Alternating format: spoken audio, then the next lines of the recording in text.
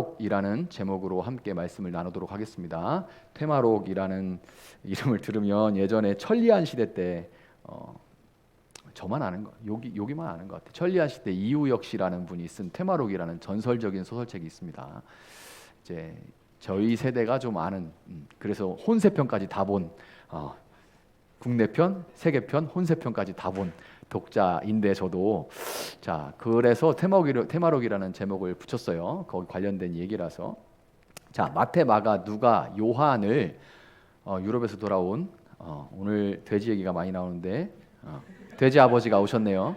자 본인이 돼지라는 건 아니고 자 마태, 마가, 누가, 요한을 사복음서라고 하죠. 그 중에서 가장 먼저 기록된 책이 뭔지 아십니까?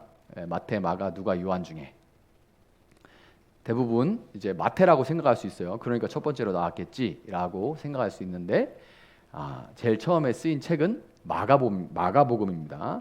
마가복음은 16장이에요. 보신 분들은 알지만 16장. 그래서 상대적으로 짧죠. 그러니까 그게 원본이니까 짧을 수밖에 없는 거예요. 그리고 마가복음을 참고해서 원본으로 참고해서 마태, 누가복음은 기록이 됐는데 자, 이 마태, 마가복음은 당연히 원본을 참고해서 거기다 이제 덧붙이고 또 자기 생각에 더 중요한 것들을 이제 만들어 가다 보니까 더 분량이 많을 수밖에 없죠.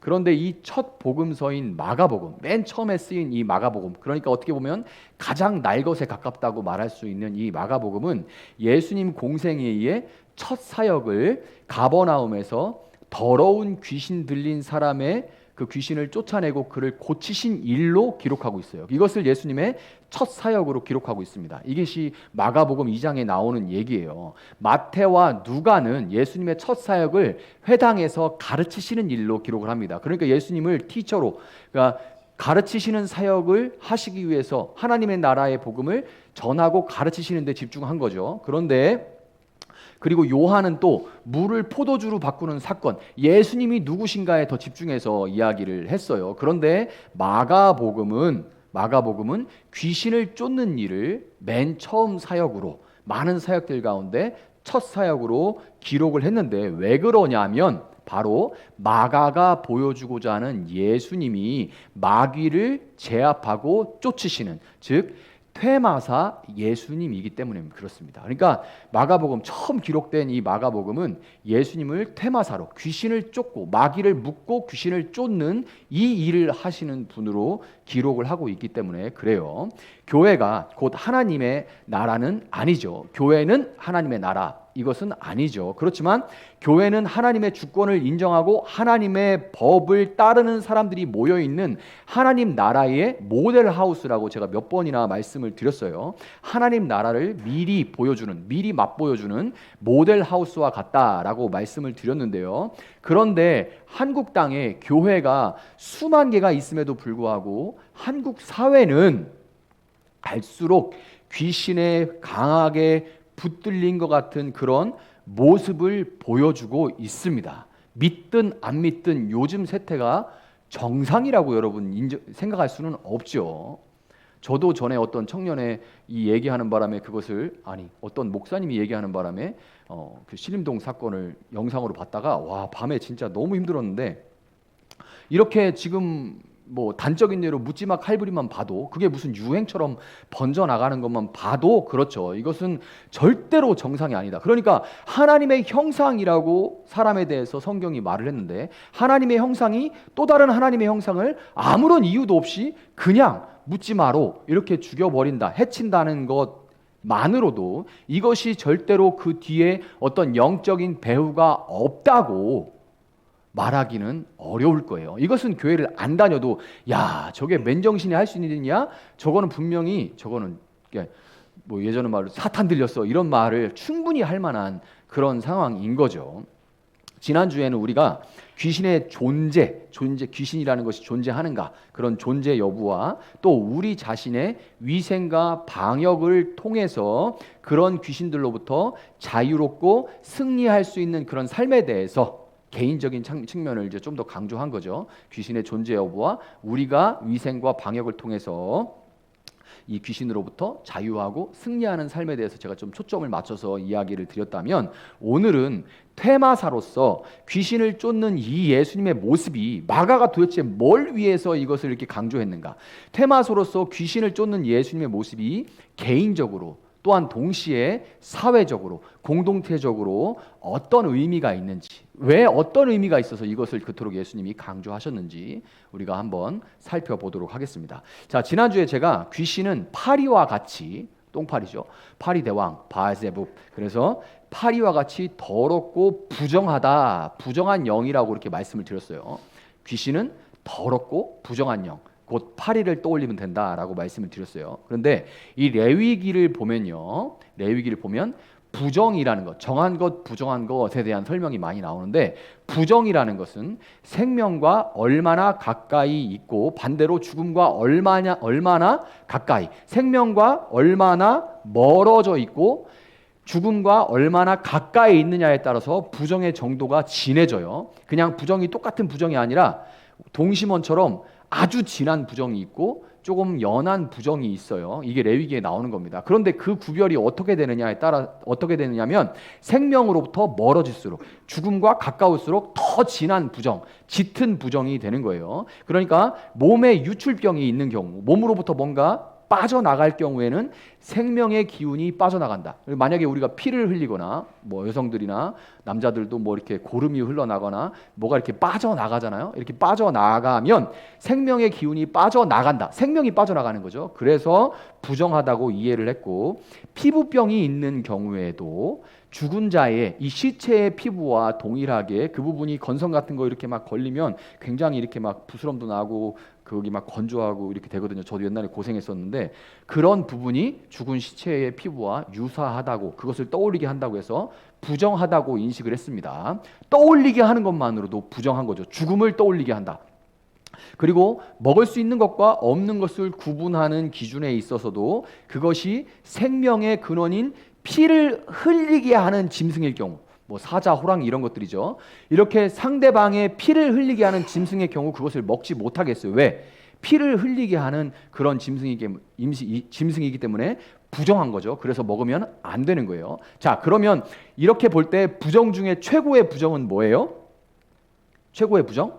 죽은 시체를 직접 만지는 경우입니다. 죽은 시체를 만지는 것은 부정 중에 뭐 더 말할 수 없는 그런 부정이에요. 이런 시체는, 죽은 시체는 근처에만 가도 그 부정이 전염되기 때문에 당연히 이 시체들을 묻어둔 무덤은 마을 내에 있을 수 없었습니다. 절대로 마을 내에 있어서는 안 되죠. 그 부정한 시체들을 모아놓은 곳인데요. 이런 관점으로 오늘 본문에 나오는 이 거라사 지역의 귀신 들린 자의 이야기를 보면요, 거라사 지역의 이 귀신 들린 사람의 이야기를 보세요. 그러면 무덤이 나옵니다. 첫 번째, 배경, 무덤. 그렇죠? 만약에 여기 스테이지를 꾸몄다고 생각해 보세요. 그럼 배경이 무덤이에요. 막이 딱 거치니까 무덤 이렇게 돼 있는 거죠. 자, 무덤. 그 다음에 부정하다고 말씀드린 귀신이 들려 있는 사람. 그러니까 이것도 부정한 거죠. 그리고 돼지가 나옵니다. 자, 돼지는 왜 부정하냐? 여러 가지 이유가 있는데 지금 간단하게 설명드리면, 당시 죽음의 장소, 광야는 죽음의 장소였어요. 죽음의 장소로 여겨지던 광야에 사는 짐승이었기 때문에, 거기다 풀어놓고 이렇게 사는 그런 짐승이었기 때문에 부정하다고 여겨졌습니다. 광야에 있는 악마에게 드려지는 짐승, 그래서 부정하다고 여겨졌어요. 그러니까 자, 보세요. 무덤, 귀신 들린 사람, 부정한 귀신 들린 사람, 돼지까지 부정 3종 세트죠. 그렇죠? 부정. 그러니까 이거는 정말 극부정, 최악의 부정인 셈이에요. 본문 5절은 최악으로 부정한 상태에 빠져있는 이 거라사인의 모습에 대해서 뭐라고 기록하냐면, 그는 밤낮 무덤 사이나 산속에서 살면서 소리를 질러대고 돌로 제 몸에 상처를 내곤 하였다, 이렇게 묘사를 하고 있습니다.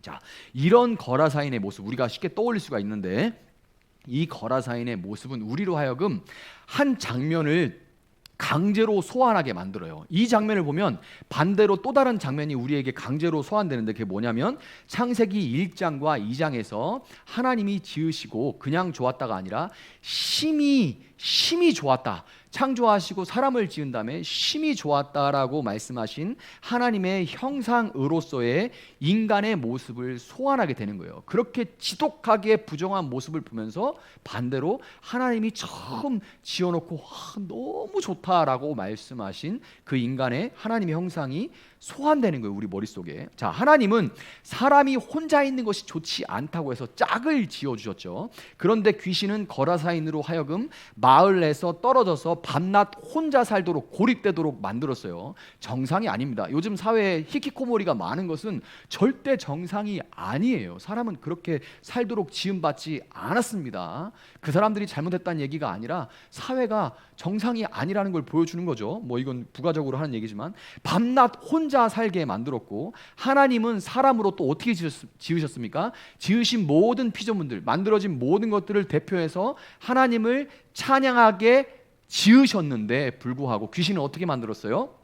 그를 고통으로 신음하면서 분노에 차서 괴성을 하고 괴성을 지르도록 그렇게 만들었죠. 원래는 그 입으로 하나님을 찬양하도록, 모든 만물을 대표해서 오늘 특송한 것처럼 이렇게 특송하도록 모든 만물을 대표해서 지으신 하나님을 찬양하도록 지어진 것이 인간이에요. 모든 피조물과 하나님 중간에서 피조물을 다스리면서 하나님의 뜻대로, 그리고 하나님을 찬양하도록 만들어진 게 인간입니다. 그런데 귀신은 고통으로 신음하면서 분노로 이를 갈면서 괴성을 지르도록 만들었죠. 더 나가서 돌로 막 자해를 합니다. 막 돌로 막 자해를 해요. 이것은 하나님의 형상을 파괴하려고 하는 이 모습, 돌로 막 하나님의 형상을 찍고 하는 이 모습, 하나님을 대적하고 하나님이 지으시고 기뻐하시는 이 하나님의 형상, 이 모든 것을 파괴하려고 하는 이 섬뜩한 악마적인 집념을 여실하게 보여주는 거예요. 자기가 자기 몸을 그렇게 하겠습니까? 근데 이 귀신이, 악한 영이 하나님이 지으신 것을 샘내고 질투하고 미워서 막 이것을 이렇게 하게 만드는 거죠.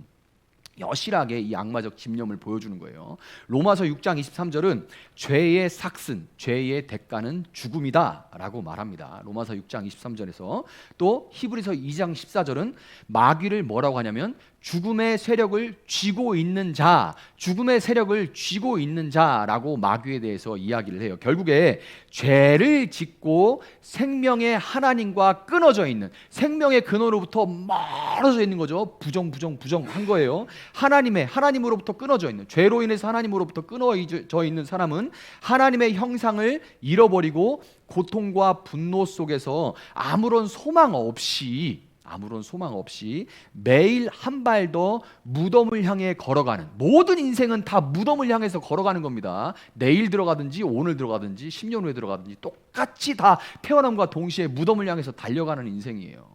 어렸을 때는 그게 되게 안 가는 것 같죠. 50, 60 넘어가면서 막 달려가는 것 같죠. 차 타고 가는 것 같이 다르게 느껴질 뿐이지 모든 사람은 무덤으로 향해 가는, 부정을 향해 걸어가는 그런 인생이에요. 결국 우리 인생, 하나님을, 죄로 인해 하나님을 떠나고 하나님의 형상이 깨어져 있는 이런 상태의 모든 사람들은 최악의 부정한 인생이요, 죽음이 두려워서 죽음의 세력을 쥐고 있는 마귀의 종노릇을 하면서 살아갈 수밖에 없는 거라사인 것 같은 신세가 되고 마는 겁니다.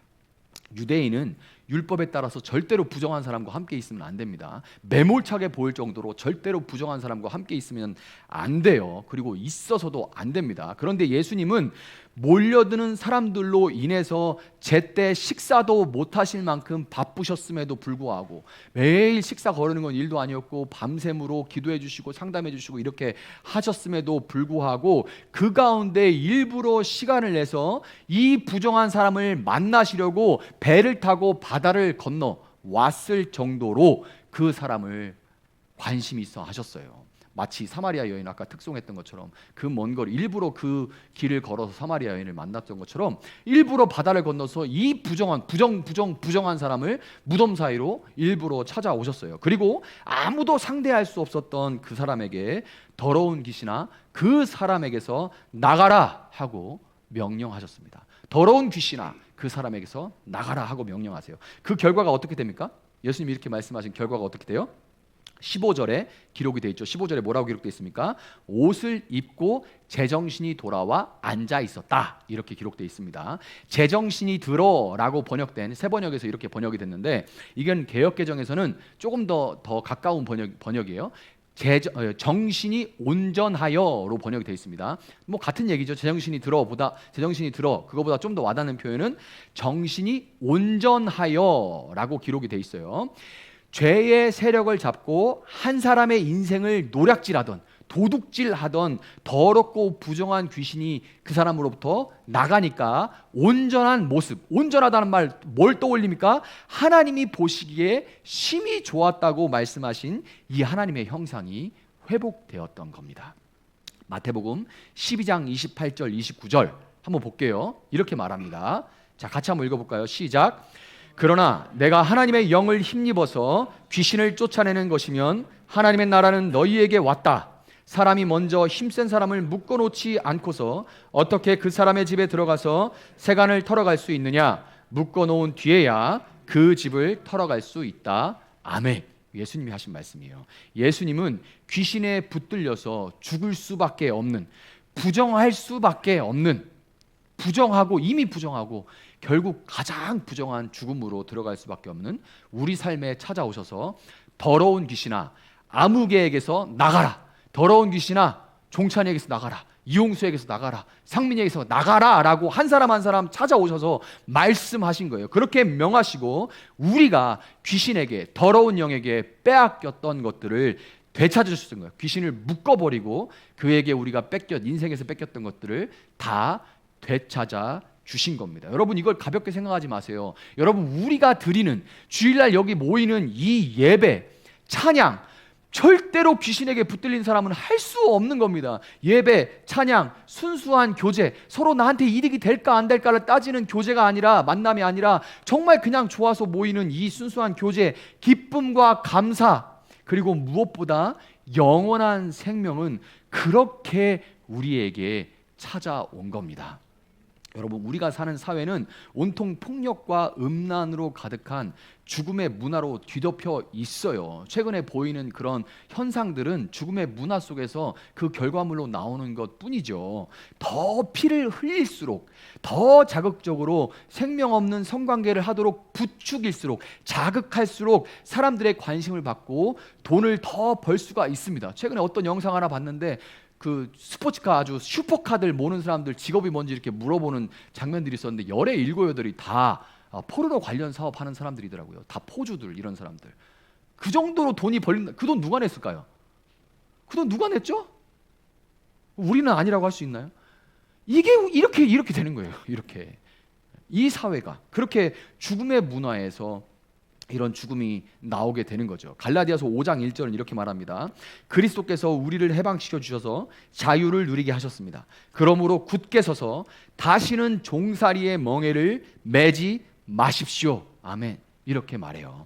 죽음으로 가득한 세상에서 우리는 살아가지만 다시는, 여러분, 부정을 입지 말고, 이 죽음의 문화 속에 우리가 살아가지만 다시는 이 죽음의 부정을 입지 말고, 죽음의 문화 속에서 죽고 싶어서 우울증으로, 죽음이 두려워서 공황장애로, 마치 거라사인처럼 고통 가운데, 분노 가운데 소리 지르면서 자기 자신을 해하면서 살아가는 사람들에게 해방과 자유를 주시는 예수를 증거할 수 있는 여러분들이 될 수 있기를 주님의 이름으로 축복합니다.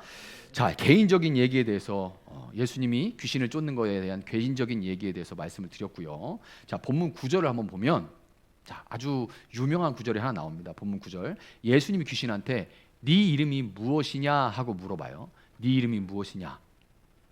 온유입니다. 평강입니다. 이렇게 답을 하겠죠. 자, 근데 이 질문이 아주 핫 이슈예요. 왜냐하면 이 예수님의 질문 때문에 아마도 거의 모든 이 기독교 관련 테마물에서, 아니, 최근에 이제 방영한 이 악귀라는 드라마를 제가 최근에 봤기 때문에 제가 이런 그런 분야 나오면 어지간하면 찾아봐요. 이제 관심이 있어서.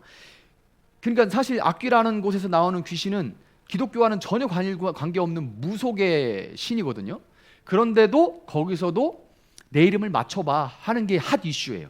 내 이름을 맞춰봐. 결국 이름은 향입니다. 그런데 스포일러, 내 이름을 맞춰봐라고 귀신이 도전해요. 내 이름을 맞춰봐. 왜 이러냐면 이 예수님의 질문 때문에 그래요. 이름을 물어봐서 귀신의 정체를 밝히는 것이 귀신을 쫓는 비법인 것처럼 모든 기독교 관련 테마물에서는 다 그렇게 다뤄줍니다. 특히 여러분 카톨릭 관련 그런 뭐 귀신 쫓는 축기 사역하는 그런 영화들 한번 보세요. 그러면 다 네 이름이 무엇이냐 막 이렇게 물어봐요. 검은 사제들도 보면 네 이름이 무엇이냐 맨날 하루 종일 이름 물어봅니다. 그런데 왜 어디서 나왔냐? 네 이름이 무엇이냐 이게 마가복음에서 때문에 물어봅니다. 그런데 사실 여러분 뭐 여기서 나와가지고 뭐 더 번진 게 이제 대적기도 한다고 무슨 영 떠나가라 막 이름 붙여가면서 뭐 감기의 영, 뭐 거짓말의 영, 미움의 영, 시기의 영, 뭐 이름 막 붙여가면서 대적하고 막 호통치고 막 꾸짖고 소리 지르는 분들 많죠. 그렇지만 여러분 성경은 성경대로 봐야죠. 오늘 본문을 제외하고서는 예수님이 귀신을 쫓으실 때 이름을 묻는 장면이 없습니다. 여기만 나와요. 딱 한 번 여기만 나오고 이름 묻는 장면이 없습니다. 사실 여리고에 처음 들어가신 예수님이 들어가자마자 삭개오야 내려와라 하고 이름을 부릅니다. 거기 여리고에 사는 사람, 여리고 꽤 큰 도시입니다. 거기에 있는 사람들 호적 조사하신 것도 아닌데 그냥 여리고를 지나가시다가 삭개오야 내려와라 하고 그냥 이름을 불러버리시죠. 그러니까 예수님은 하나님의 아들이잖아요. 그러니까 이름 몰라가지고 귀신한테 네 이름이 뭐니? 하고 물어볼 리가 없죠. 그런데 왜 굳이 이름을 물어보셨을까? 우리에게 알리고자 하는 게 있어서 그런 거예요. 왜냐하면 예수님이 네 이름이 뭐냐라고 질문하신 이유는 군대입니다 하는 답을 듣기 원하셨기 때문에 그렇습니다. 그 답을 군대입니다라는 답을 알고 계셨고 그 답을 뱉기를 원했기 때문에 예수님이 물어보신 거예요. 군대는 원어로 지난주에도 얘기했지만 레기온이라고 합니다. 레기온은 4천에서 5천의 병력으로 구성된 로마 군단을 의미해요. 갈릴리 동쪽, 지금 이 거라사 지역이 포함된 이 갈릴리 동쪽에 자리한 이 거라사, 지금의 쿠르시라는 지역인데 여러분 검색해보면 진짜 구름으로 이렇게 돼 있어요. 돼지들이 여기 있다가 막 뛰어가면 그냥 바다로 폭 들어갈 수 있는 그런 지역입니다. 이렇게 돼 있는데 쿠르시 지역 이 주변에는 두 개의 중요한 군사 요충지가 있었습니다. 하나는 갈릴리 지역을 다스리던 분봉왕 헤롯 안티파스의 요새이고요. 그게 이제 히포스라는 요새였는데 하나는 그 군사 요충지가 있었고 또 하나는 로마 10군단의 파견대가 거기 있었어요. 로마 10군단의 파견대. 로마 10군단은 헤롯 아켈라오가 다스리던 지역을 로마가 직접 통치하겠다. 아켈라오케 와 행정력 빵이야. 맡길 수가 없어. 로마가 직접 통치할 거야. 라고 이제 직접 통치를 선언하니까 유대인들 거기 살던 유대인들이 말도 안 돼. 우리가 유대인들한테 다스림 받고 싶지. 너희가 왜 여기 들어와? 라고 막 이제 반란을 일으켜요. 반대하고 반란을 일으키니까 어떻게 했냐면 무자비하게 로마 10군단이 들어와서 아주 싹 쓸어버립니다. 아주 잔혹하게 죽여요. 이게 바로 로마 10군단이 한 일입니다. 그리고 이 로마 10군단의 깃발, 부대 상징인 깃발, 로마인들 이렇게 영화 같은 거 보면 들고 다니죠. 이걸 이제 배너라고 하는데 한번 볼게요. 이 로마 10군단의 부대 상징이 배너라고 하는 부대 상징의 마스코트가 멧돼지입니다. 네. 보시면 이게 10군단 군단들의 이렇게 표시들이에요. 근데 10군단은 이겁니다. 이게 뭐예요? 멧돼지죠. 돼지예요, 돼지. 로마 10군단의 마스코트가 돼지입니다. 그러니까 돼지는 됐습니다. 폭력을 앞세워서 철저하게 힘으로 다스리는 피라미드 구조를 만들고 거기 부역하는 헤롯과 같은 기득권들은 돼지처럼 살쪄서 막 눈이 툭툭 튀어나오는데 서민들은 반대로 가혹한 세금과 수탈로 부채의 노예가 되어서 평생 노예처럼 살아가게 만드는 이 로마의 정치, 경제, 군사 시스템을 상징하는 것, 그게 바로 돼지입니다. 로마의 예수님이 그래서 이 돼지를 일부러 여기서 일을 시작하신 거예요. 로마 제국은 피라미드의 정점인 황제와 그 아래로 소수의 귀족들에게 모든 부가 집중됐어요. 그리고 그들은 지극히 사치스러운 생활을 영위했습니다. 먹다가 토하고 배를 다른 걸로 채우려고 먹다가 토하고 딴 거 먹고 이렇게 아주 지극히 사치스러운 생활을 영위했어요.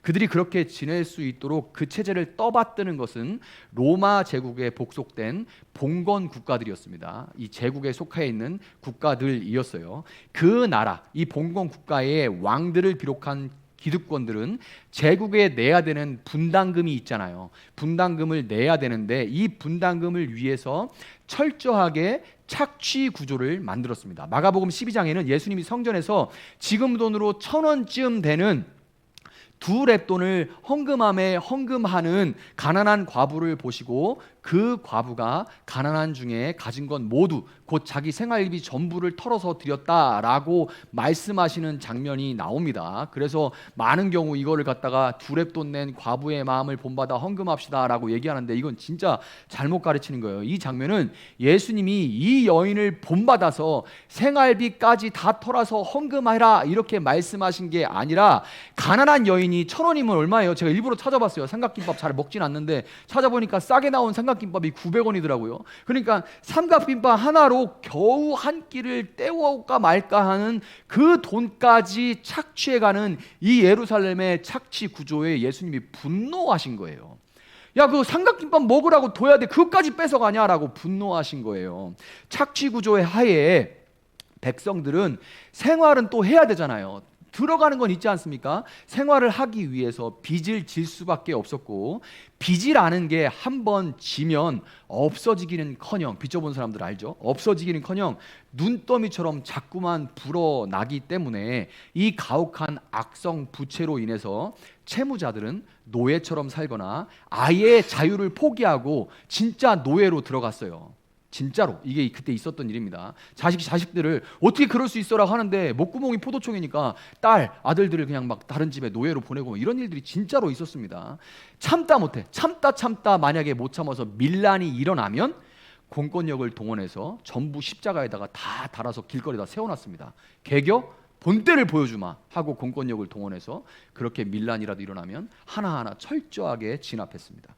여러분 지금 우리는 미국 주도의 신자유주의 기치 아래 자본주의 경제체제 아래 살고 있습니다. 자본주의는 그냥 단순한 경제체제가 아니에요. 그 이상이죠. 오늘날 모든 것을 지배하는 강력한 세계 정신입니다. 여러분이 살고 숨쉬는 모든 것들은 자본주의의 영향을 받고 있습니다. 생각하는 모든 것들도 자본주의의 영향을 받고 있어요. 우리 삶의 거의 전 영역이 그 안에 포섭되어 있고 그 영향력은 너무나 강력해서 다른 체제가 가능한지조차 의심이 들 정도예요. 그래서 여기다가 조금 더 뭐 이렇게 나눔 뭐 이런 거 뭐 분배 이런 거 얘기하면 이제 바로 막 아주 정치적인 공격이 들어올 정도로 자본주의 이외의 다른 체제에서 생각하지 못할 정도가 돼버리죠. 의심이 막 다른 체제에 대해서는 의심이 들 정도가 돼버린 거예요.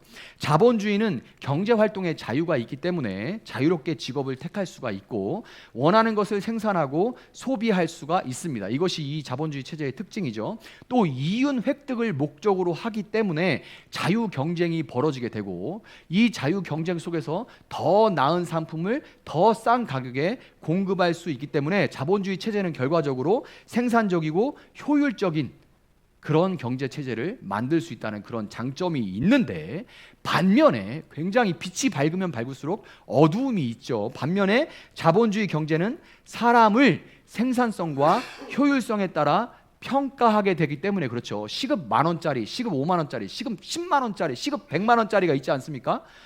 시급 뭐 축구 선수들은 시급 얼마야? 뭐 헤아리지도 못하는 사람들도 있잖아요. 이렇게 사람이 그냥 생산성과 효율성에 따라서 평가받기 때문에 인간에 대한 존중은 그냥 사라져요. 숫자만 남는 거죠. 사라지고 인간이 자본을 획득을 위한 착취 수단으로 전락하기가 쉽습니다. 일단 자본 획득이 또 한번 이루어지면 그것이 생산에 투입되는 즉시 자본가와 노동자 사이에 경제적 가치는 경제적 격차는 자꾸만 벌어질 수밖에 없기도 해요. 우린 지금 더 그렇죠. CEO가 예전에는 예를 들어 일반 봉급자보다 2배, 3배 가져갔다면 지금은 100배 이상도 가져갑니다. 자, 신자유주의는 뭐냐 그러면 자본이 모든 것을 결정하도록 자유롭게 두자는 자본주의가 극대화된 형태가 신자유주의입니다. 그래서 인간의 도구화와 경제적 양극화라는 자본주의의 단점 역시 극대화될 수밖에 없어요. 돈을 찍어내면서 계속해서 소비를 자극하는, 소비를 부추기는 이 자본주의 체제 아래서 인플레이션은 피할 수가 없고, 인플레이션이 물가 올라가는 거잖아요. 이 물가의 상승을 결코 봉급이 따라갈 수 없기 때문에, 임금이 따라갈 수가 없기 때문에 뭐 5년 전 물가 지금 이렇게 올랐는데 우리 봉급은 요만큼 올라가죠. 따라갈 수가 없죠. 그러니까 로마 때만이 아니라 지금도 우리는 그냥 부채 사회에 살고 있는 거예요. 부채가 발생할 수밖에 없습니다. 여러분 카드 플래티넘 갖고 있으면 플래티넘 부채인 거고 골드 갖고 있으면 골드 부채인 것 같아요. 죽게 일해서 아무리 일해도 카드사 좋은 일만 하는 거죠. 그냥 멋들어지게 플래티넘 이름을 붙인 거지. 그냥 여러분은 그냥 플래티넘 부채인 거, 부채를 갖고 있는 것뿐이에요. 이런 체제가 계속되는 한, 지속되는 한 어느 정권 할 것 없이 현장의 노동자들이 죽어나가도, 그리고 이 사무실 근로자들이 과로로 죽어나가도 속수무책입니다. 이거는 특별히 누가 나쁜 게 아니라 이 체제 안에서 일어나는 일이에요. 좀 더 정도의 차이가 있을 뿐이죠. 자본이 지배하는 세상에서 자본이 있는 사람들이 이 코로나 기간에 그 자본을 몇 배로 불려나갈 때 평생 기름밥 먹던 사람들은 상대적 박탈감을 넘어서 좌절하고 분노합니다. 몇 배로 불려나갈 때. 가까운 분이 한번 그런 적 있어요. 평생 정말 일만 소처럼 일하시는 분이 나 억울해서 일 못하겠다고, 아무개가 집 샀는데 3배가 됐다고, 이거 뭐하러 이걸 하냐고 이러더라고요. 떨어지잖아요. 코로나 기간에 푹 떨어졌잖아요. 이거 기회죠. 돈 있는 사람들한테는 막 사들이죠. 이거 또 올라가잖아요. 2배 3배 하고 싹 팔아먹는 거죠. 그러면 막 이거 하는 분들은 나 하면 뭐해 이렇게 되는 거죠. 맞벌이에 투잡을 띄워도 자녀 교육의 격차가 벌어지는 걸 보는 부모의 마음도 마찬가지입니다. 근데 이게 꼭 누구를 향할 수가 없어요. 사회는 그럴 때 이게 막 증기가 꾹꾹 차서 터질 것 같으면 누구 하나를 총대매라고 희생양으로 내놓습니다. 이놈 탓이야, 누구 탓이야 이렇게 얘기를 해요. 그래야 그거를 빡 뿜어서 죽어라 해버리고 조금 해소가 되는 것 같으니까요. 늘 그게 역사의 반복입니다. 그런데 그런 희생양이 나타나기 전에는 방향 없는 그 억울함과 울분을 안으로 누르다가 병이 납니다. 그래서 한국이 병리사회예요. 다 병들어 있습니다. 여러분, 이런 사회의 모습이 과연 하나님이 창조하신 질서일까요? 이게 하나님이 창조하신 질서일까요? 개인적인 차원을 넘어서 조금 사회적으로 큰 그림으로 한번 봅시다. 이게 하나님이 지으신, 보시기에 좋았다고 창조하신 세상의 모습일까요? 아니죠. 만약에 정말 이게 하나님 디자인하신 모습이라면 하나님은 선하신 하나님이 아닙니다.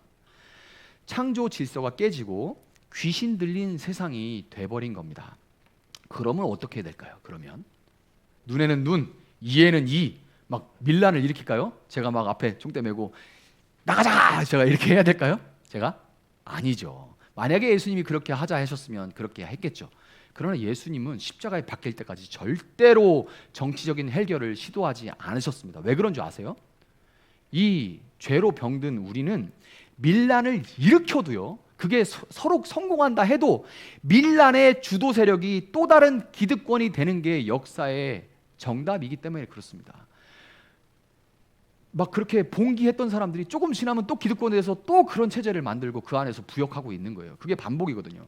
그래서 예수님은 그 길을 안 가셨습니다. 그리고 예수님은 굳이 거라사에 가서 굳이 군대 귀신을 내쫓으시되 돼지떼에 들어가도록 하신 거예요. 그래서 예수님이 이걸 퍼포먼스로 하신 겁니다. 물론 그 사람을 개인적으로 사랑하신 것도 가장 큰 이유 중에 하나지만, 그러나 왜 굳이 바다를 건너 거라사에, 그 로마 10군단이 있는 거라사에, 그것도 군대 귀신을 내어쫓으시되 굳이 돼지떼에, 로마 10군단을 상징하는 돼지떼에 들어가서 그렇게 죽도록, 쫓아지고 죽도록 만드셨을까요? 그래서 예수님이 이렇게 하신 거예요.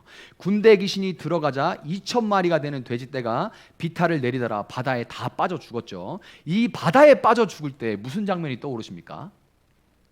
여긴 사실 바다가 아니라 바다라고 불릴 만큼 큰 호수인 갈릴리 호수예요. 그런데 성경이 계속해서 바다라고 얘기합니다. 왜 바다라고 할까요? 뭐가 떠올라요? 하나님께서 출애굽 당시에 이스라엘을 죽이려고 쫓아오던 파라오 뭡니까?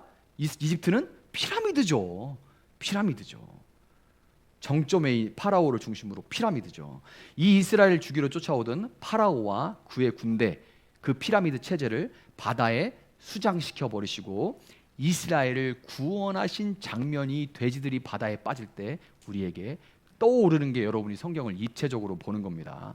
예수님은 그러니까 개인을 넘어 귀신 들린 사회 구조, 병리 사회로부터 사탄을, 그 배후의 사탄을 축출하고 당신의 백성을 건져내는 분이신 겁니다. 그 증거를 우리는 어디서 볼 수 있냐면 마가복음 5장에서 귀신을 축출하신 예수님이 바로 마가복음 6장에 가면 물고기 2마리와 떡 5개, 오병이어로 남자만 5천 명이 먹게 하신 그 사건이 바로 이 5장에 이어지는 거예요. 노동과 자본을 맞바꾸는 자본이 지배하는 사회. 내 시간을 내 시간을 주고 돈을 바꾸는 거죠. 1시간에 10,000원으로 바꾸는 사람도 있고 5만 원, 10만 원으로 바꾸는 사람도 있는 게 이 시스템이죠. 노동과 자본을 맞바꾸는 이 자본이 지배하는 사회. 인간이 객체화되고 자본을 가지면 4,999명이 사흘간 굶주려서 기진해도 죽어가도 5,000명 붕을 혼자 먹을 수 있고 심지어 먹을 수 있으면 먹으라고 부추기는 이 사회체제에서 예수님은 이 미쳐버린 사회체제에서 배후의 사탄을 축출하고 그 체제를 무너뜨리고 결국 사랑과 나눔의 오병이어의 질서로 다스려지는 하나님의 나라를 보란듯이 예수님은 세우셨던 것이고 그리고 예수님은 온전히 세워가실 겁니다. 여러분, 테마서로서 예수님은 이렇게 개인적인 차원뿐만 아니라 정치, 경제, 사회, 군사의 배후에서 하나님의 창조 질서와 하나님의 형상을 비인간화하려는 사탄을 결박하고 축출해서 하나님의 임재와 통치를 지금도 오늘도 재확립하고 계시다는 것을 여러분 믿으시기를 바랍니다. 말씀을 정리하도록 하겠습니다. 여러분, 마을 사람들은 귀신 들렸던 사람들에게 일어난 이 일과 돼지떼에게 일어난 일을 보고 들었어요. 마을 사람들은 그것을 보고 들었습니다. 직접 무슨 일이 일어나는지. 그 전에 쇠사슬로 채워도 막 아무도 이렇게 통제할 수 없는 그 사람이 어떤 일이 일어났는지 보고 들었는데, 그런데 예수님께 자기네 지역을 떠나달라고 간청합니다. 그 일을 보고 난 결과 마을 사람들은 떠나주십시오. 우리가 감당할 수가 없습니다. 당신은 우리 체제를 흔드는 사람입니다. 이렇게 얘기한 거예요. 그들은 피라미드 정점에 있지도 않았어요. 헤롯이 찾아온 게 아니에요. 그냥 마을 사람들이 찾아온 겁니다. 그들은 지금 돼지 1마리, 2마리 이런 것 때문에 예수님 나가십시오. 당신이 하는 일은 나는 싫습니다. 난 다 중요한 게 돼지 1마리지 당신이 세상을 바꾸는 일에는 별로 그건 다른 사람하고 하시고 여기는 오지 마십시오. 이렇게 한 거예요. 그들은 피라미드 정점에 있지도 않고 기득권도 아니었는데 생명보다 돈을, 존재보다 소유를 택하는 그 체제에 철저하게 길들여져 있었던 겁니다. 여러분, 이건 지금도 마찬가지예요. 아파트값 올리는 걸 좋아하는 사람, 아파트값 떨어뜨리는 걸 좋아하는 사람 둘이를 정치 세력들은 늘 싸움시킵니다. 늘 싸움을 일부러 시켜요. 그래서 둘이 막 싸우게, 뭐가 문제인지 보이지 못하고 둘이 싸우게 만드는 거예요. 그들은 다 기득권도 아니에요. 고만고만한 사람입니다. 고만고만한 사람들인데 고만고만한 사람들이 막 싸우면서 예수님이 하시는 일은 됐고요, 나가주세요, 이렇게 하게 만드는 거예요. 그래서 여러분이 똑같아요. 이 마을 사람과 우리는 똑같습니다. 우리 역시 땅에 발을 디디고 살기 때문에 어쩔 수 없이 이 시대와 그 영적인 배후 세력의 부역자, 요즘 말로 소위 잔앗괴라고 하죠. 자본주의가 낳은 괴물.